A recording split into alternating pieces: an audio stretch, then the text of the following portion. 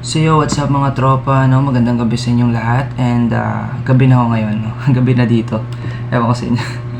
And yun, ewan ko sa inyo, baka nasa Amerika kayo or sa ibang bansa, no? So yan, alas 12 na ako ng gabi ngayon. And hindi ako makatulog, hindi pa gusto ng katawan ko matulog, no? And yun, naisip-isip na pag-isip-isipan ko na manood ng mga bagay na videos, no? Bagay sa alas 12 ng gabi na panoorin, no? Ewan ko ba anong pinagsasabi ko na. And dyan mga kaibigan, samahan nyo ako manood ng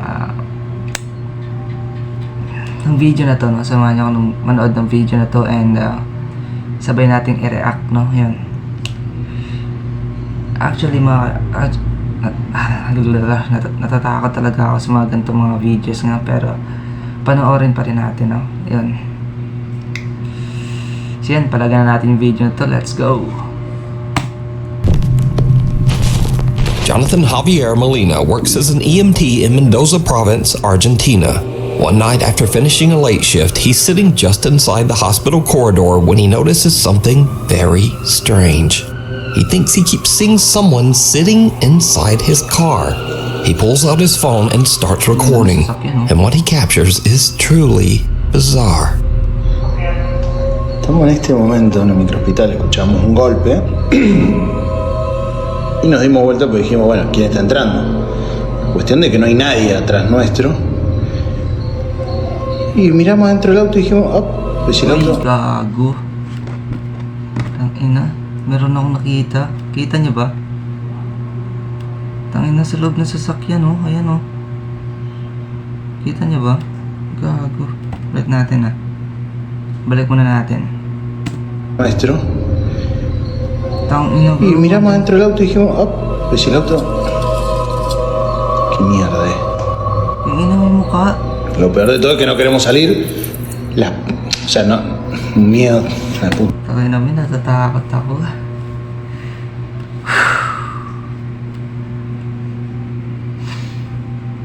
Let's go. Puta madre. Lo peor de todo es que se mueve adentro el auto y no hay nadie. O sea, ahora vamos a ir a controlar el auto. Pero parece Tangina, baka may gulat-gulat, oh. Ayoko talaga yung may gulat-gulat, eh. como si fuese un reflejo. Kita talaga yung mukha, wala. Uy, La puta madre. hihiga ba yan? Hihiga. Wala na, umiga na. Baka lasing. Lo, tumayo ulit. Tumayo ulit na. Alam niyo alam niyo. Mawawala yan. Alam Muy mo rápido yan, para que vean que no es mentira. alam mo yan. Mamá, la piel de gallina, hermano. Piel de gallina. Cagazo. Wala na yan. King ina, hindi mo masasabing edit kasi sobrang hirap edit nun. Alam niyo yung galaw ng camera, parang kung titignan niyo mismo yung video na yun, no? Kung babalikan niyo, makikita niyo nasa loob talaga yung mukha, eh. Nasa loob ng sasakyan, hindi yung nasa labas, no?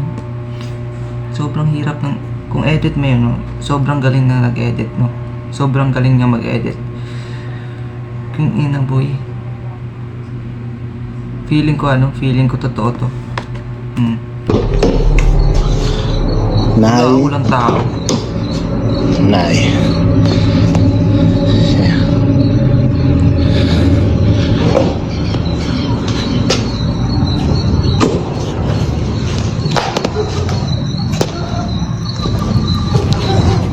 Hindi na boy.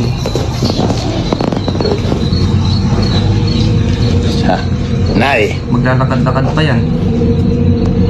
Tangina. May aso naman pala, hindi. Takot ba yung aso? Di ba dapat pag may kakaibang dapat pag may kakaibang enerhiya, di ba dapat tumatahol yung aso, no? Pero bakit dito wala? Takot siguro yung aso, no? Un montón. Es un montón. Mierda. Shit daw, shit.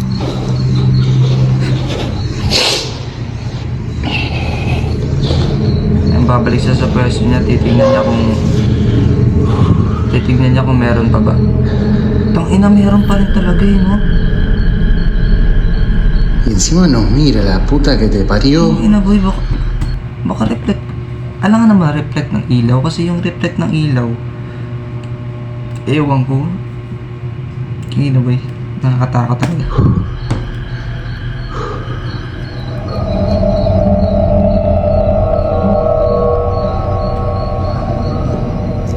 Nakakatakot talaga.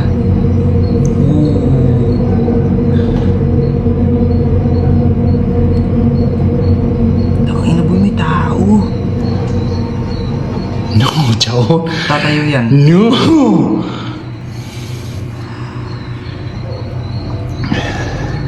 Tatayo yan. Huwag ka lang susulpot sa camera boy. Desapareció. Tangina. Jonathan films through the glass doors and spots a pale, translucent figure Sabi ko na eh. Tangina, nakakatakot to. just sitting in the passenger seat of his car. It's faint, but the shape is clearly there. He goes outside to check, opening both the front and back doors and showing the empty interior. He even pans around to prove that no one is nearby. But after going back inside, he looks back out at his car and is shocked when whatever it is appears in his car again. This time, it seems to be staring right at him. So, did Jonathan capture a ghost outside the hospital? Ulitin natin. So, did Jonathan capture a ghost Ang tangos ng ilong ng ano, no? Tangos ng ilong ng multo. Tangina, talo pa ako ng multo.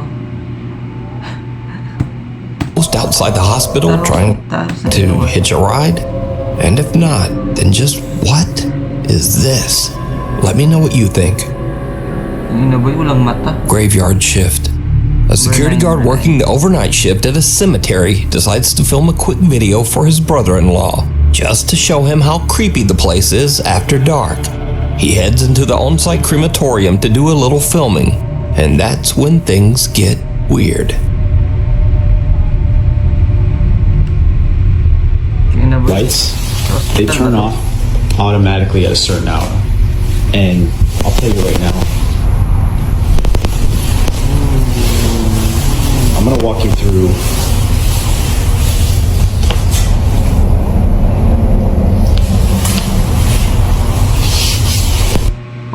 Pag may narinig akong ganyan, kaluskos na talaga, tangina, may exit sa likod, i-exit na ako boy. I have a friend that works that he would see and hear things coming from these Uy, furnaces tangina mong when camera they're ka. burning the bodies. Huwag mo namang ganyang So when I'm bali-bali ng walking camera through boy. here, they usually put the urns out to send to the families. So when I'm walking here at night, I walk right by these urns that they put on these tables here. And then I come down. Freaking out. Ano yun? Tangina, meron, umalis ka na dyan, tangina mo. Meron.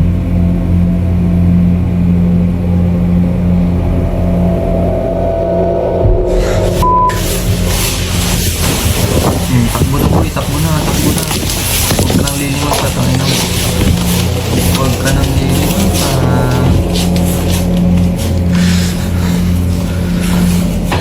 Lah, tangina mo. Tangina, sorry sa bibig ko. Kagi ano kasi, mannerism ko na talagang pag nagugulat ako, ano. Yung ina boy, may ano. Kasi kung hangin yun,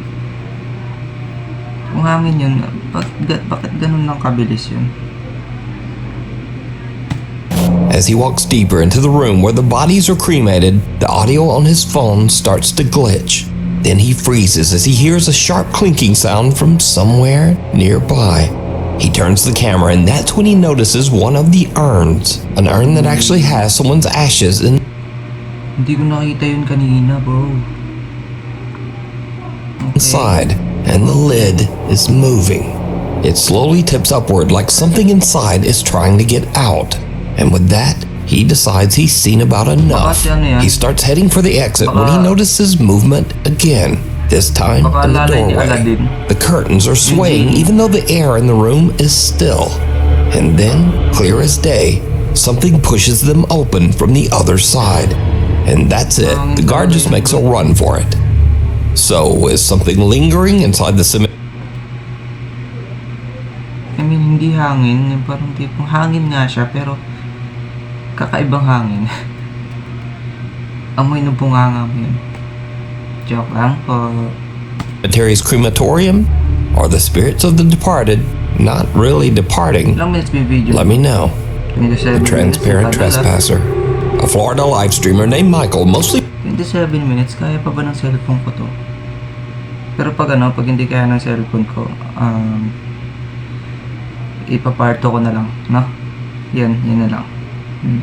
posts gaming content on his social media. He's not a ghost hunter, and he's definitely never filmed anything paranormal. Until now. Michael says his mom has been complaining that something keeps waking her up by tapping on the bedroom window every morning before sunrise. He says his dad brushed it off at first because the window faces their backyard, which is surrounded by a gated and locked 7-foot fence. Nothing should be getting back there. Eventually, after hearing the complaints a few too many times, Michael's dad sets up a camera pointing out the bedroom window. What he captures chills him to his core. Alright, look, it's starting now. The security light turns on. It picks up.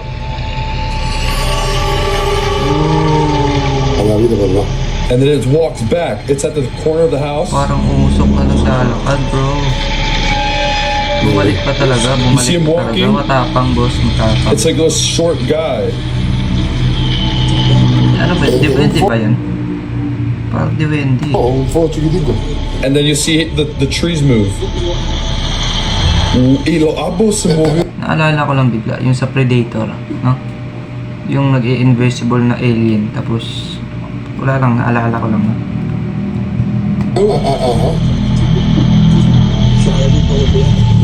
Y camina, es una persona, no es una persona chiquitica, muy chiquitica.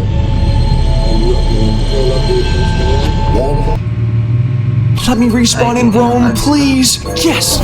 Our city currently has a population of 9. A farmer? At 4:27 a.m., Balik natin. Nag-ads kasi. At 4:27 a.m., long before sunrise, a small translucent figure strolls through the backyard along the tree line. Now, normally I'd just say it's a little kid and probably some bad camera compression. But something about this figure seems a bit off. It doesn't really move like a child, but more like a very small adult, maybe 3 to 4 feet tall. And also, why would a child climb a 7-foot fence at 4:27 a.m. just to wander around someone's backyard? So what did Michael's dad capture here? A spirit, a duende, a gnome, or just one very strange camera glitch?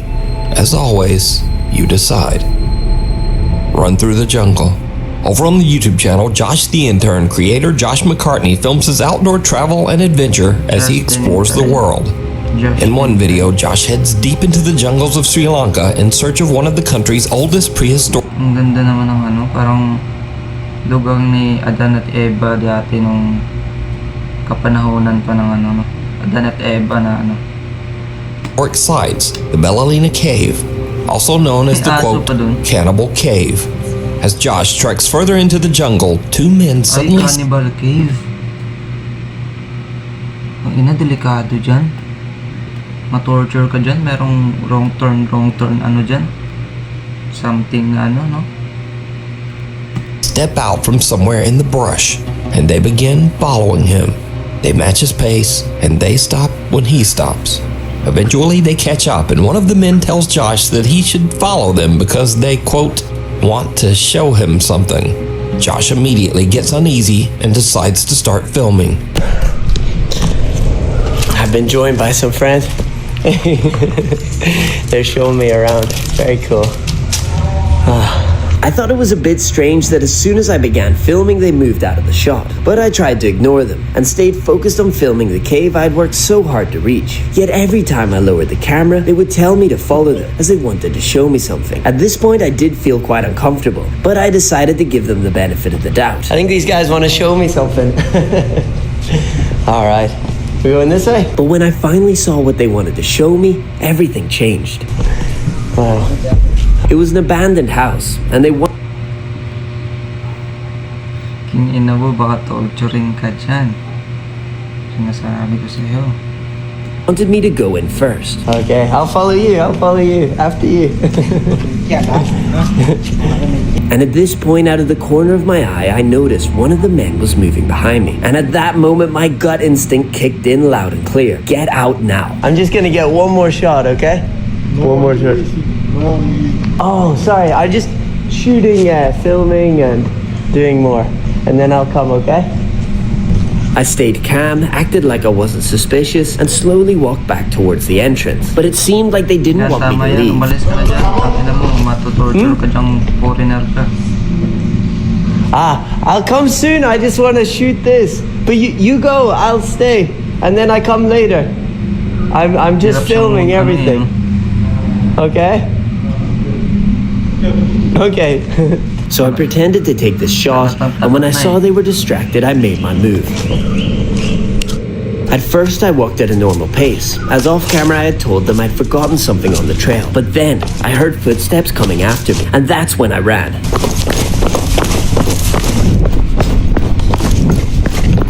Oh, I'm gonna have a sit. Alright guys, so I have made it to safety. I wanted to wait until I was off the isolated road because there's only one way up and one way down to that cave. The adrenaline is rushed out of me. I ran down. Tangin ang creepy nun. So hindi ba siya natatakot siya lang mag-isa? Or baka nasanay lang siya na maglakad mag-isa, mag-adventure. Baka adventurous tong tao na to talaga, no?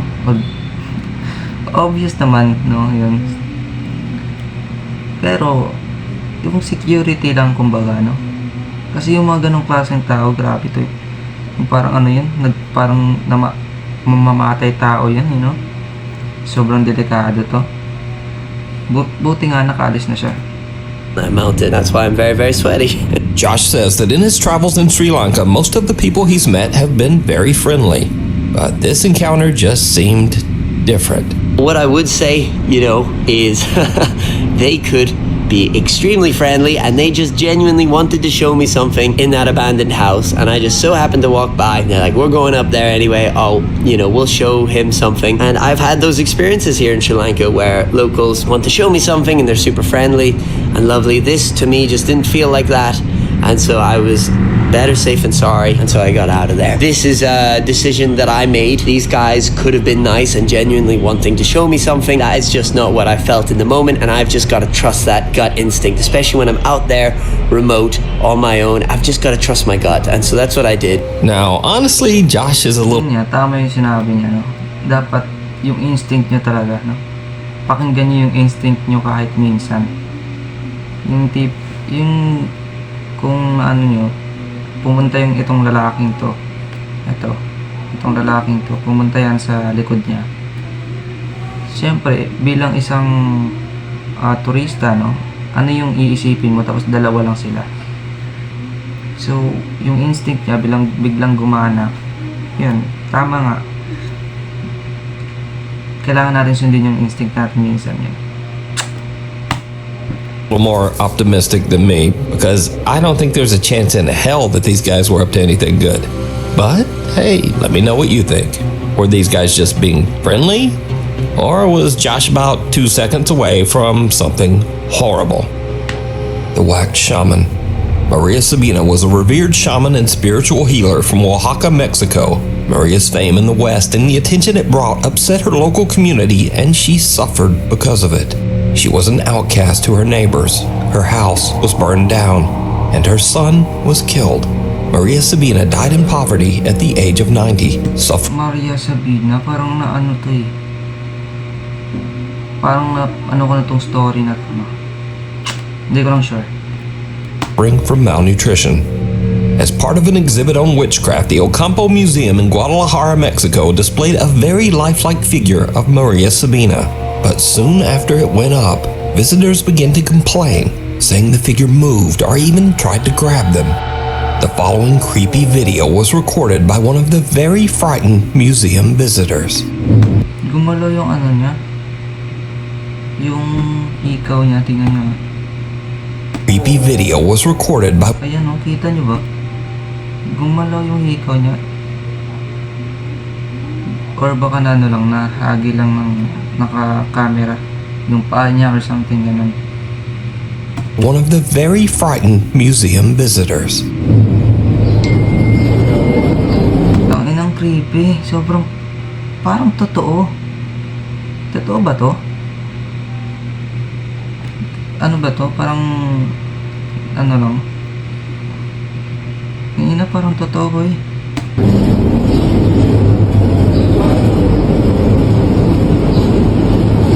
Huwag kang gagalaw, Lola. Nasabi ko sa'yo.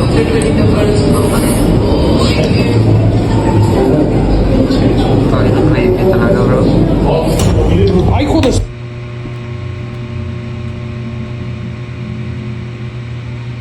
King ina, bro. Gumalaw yung ulo.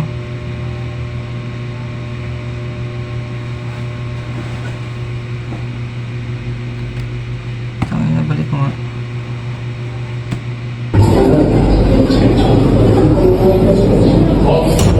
Ay, joder.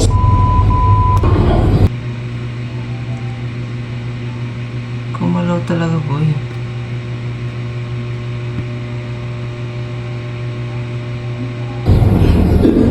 Güey, ¿qué pedo?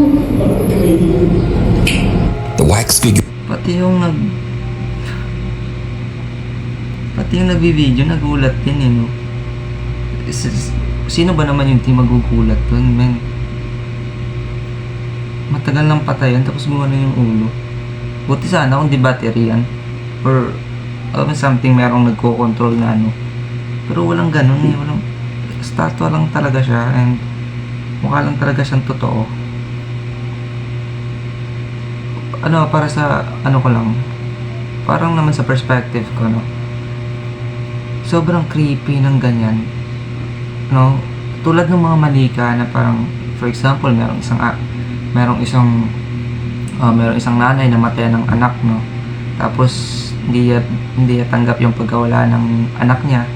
Eh, sinalin niya dun sa manika yung pagmamahal niya, no, sa anak niya. And something lang na ganun, no? Gets nyo ba? Yung parang nalagyan ng masamang espiritu yung yung manika. Parang ganito lang din to eh, no? Matagal na dapat tong nakalisan, matagal na tong namatay, and hindi na dapat tong alam niyo yan, hindi naman para lang sa akin, ewan ko sa paniniwala niyo, no? In a way, figure of Maria Sabina appears to quickly turn its head and look directly at the man. And as you might expect, he just freaks right out. Ay, joder. Güey, ¿qué pedo? The man showed his video to museum manager Ricardo Barbosa, who posted it online, and it immediately went viral. Ricardo posted a second video to prove that the wax figure of Maria Sabina is definitely not supposed to move. ¿Qué onda, amigo? No, no manejo nada de mecatrónica. Es una figura total. oo nga naman, paano nga naman gagalaw yun, mga kaibigan? Estatwa na yan eh.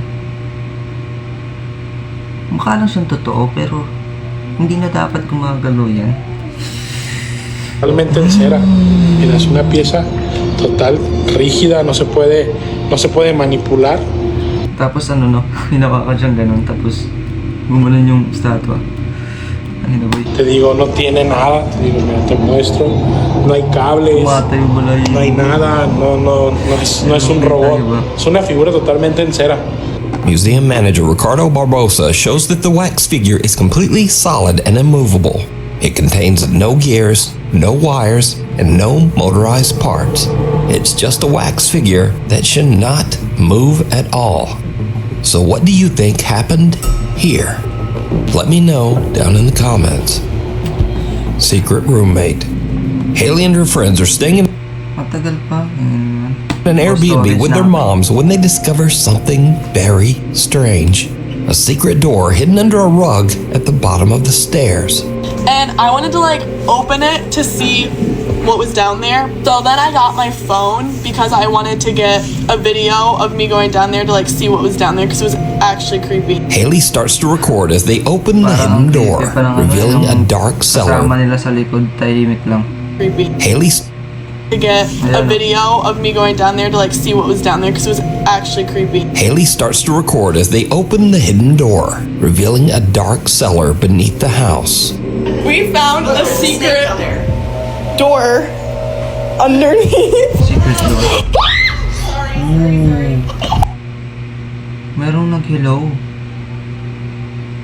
Ay, ulit nga. Tingnan natin dito. Or beneath the house.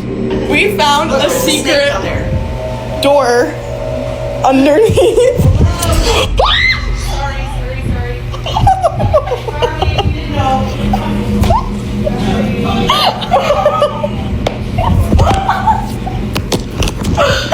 Tumatawa pang So it turns out someone is living down there. A woman's voice suddenly yells up at them from somewhere in the darkness. Naghanap pa silang tumawad. Umalis na kayo dyan.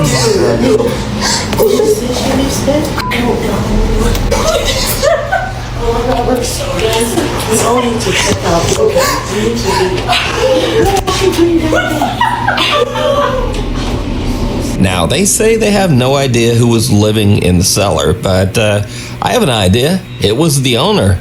That's what I think. Because I featured several videos. It's the owner. Oo nga naman, no? Baka meron ng owner yung bahay talaga. Tapos doon nang nagtatago, ganun. Baka lang naman. Malay natin, no? Videos on this channel of weird people who rent out their house and then just secretly hide inside somewhere. What the hell? You're the Baka siya yun. Baka ito yung owner ng bahay. No? people that I let the house to, right? Yeah. You're here on holiday? Yeah, who are you? I own the house. Sorry, hindi pala yan. Next, ang video na pala to. Ibang video na pala to. Sorry. I'm Richard. Hope you don't mind, but What about it's a bit weird. What's happening? What's happening here? look, this should be no problem. I'm not going to interfere with you. But you're interfering with me now. No. And where's your clothes gone? Where's your clothes? They're in the washing machine.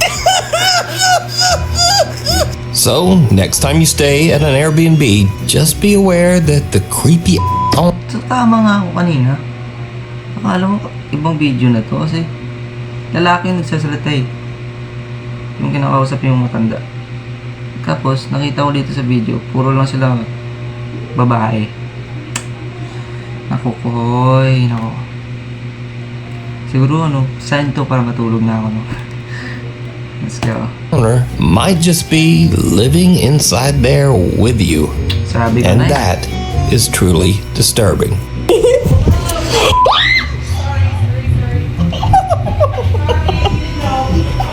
If you see something that you think would be perfect for the top 5, email me at nukestop5@gmail.com. You can also tag me on TikTok at nukestop5official. And be sure to tag me only at nukestop5official because there are a lot of fake accounts on there. Living doll. TikTok user Chiki Chica says that her granddad collects old. Ito yung nakakatakot, yung living doll, bro. Ito yung sinasabi ko kanina, yung lang top ba yun? Basta kayo yung statwa ng matanda. Ito yung related na video sa kanya. Ano na boy? Natakot talaga ako sa mga natakot ako sa mga mga manika. Antique dolls and mannequins. something that really creeps her out when she goes to visit her grandparents. One night, she's busy on her laptop in a room full of those old dolls, when suddenly she sees something that chills her to her core.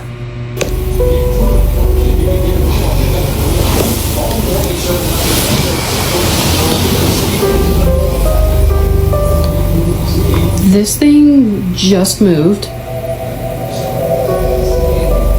Ano ba yan? Gagalaw yan. Gagalaw yan. Gagalaw yan. Yung ina kasi parang tanga, no? Alam na nga nilang hindi makapagsalita yan kasi nga manika nga yan, di ba? Wala na yan, walang buhay yan. Kakausapin pa, tangina. Bahala ka sa buhay niya.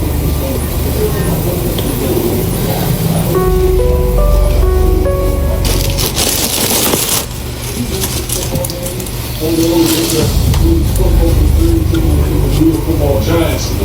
Boy, all the talking heads have been screaming about the Dallas Cowboys and the skipping fork in this organization. So again, kudos to the Cowboys going on the road, getting a good win. See how we do. There's a saying in golf, there's no pictures on the scorecard. You're Dallas, you don't care at the time. You just happy that you moved to 2-2. The injury to Parsons and at this point, he just let that go.